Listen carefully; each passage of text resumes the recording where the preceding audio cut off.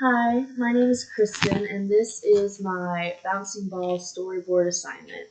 So, how I did this assignment was first of all, I started with my ground layer where I just took the brush tool and I just drew a line through the ground.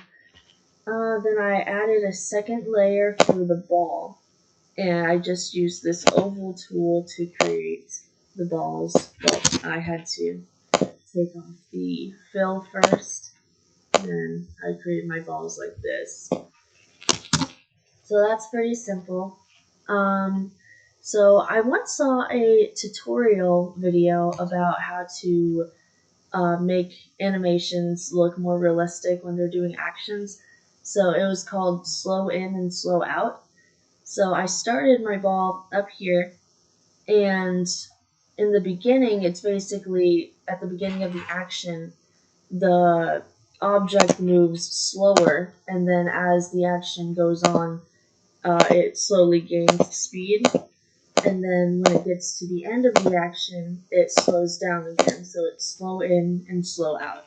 So you can see I started my ball here, and then in my second slide, the balls are pretty close together, and then I added a bit more space between the balls here. Oh, and something else I struggled with at first was the onion skin. I couldn't figure out where the onion skin was. I found it right here.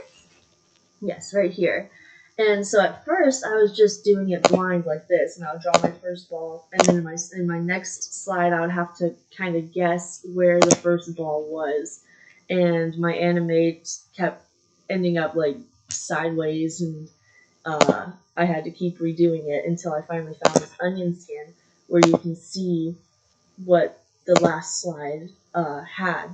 So then I did it from there, and you can see I added more space as the ball went on. There's more space here, and then when it hits the ground, it shrinks down a little bit because the impact crushes the ball a little bit, and I drew these little lines to show the force of the ball hitting the ground. And then my next slide, I squished it down just a little bit more. And then in this one, the ball springs back up into the air, and I added these lines again to show that the ball is springing back up. Then I add the next ball, and as it gets back up to the top to add in the slow out, I start adding a smaller space between the balls each slide, and that's it. And then at the end, if I click on loop, it looks like this.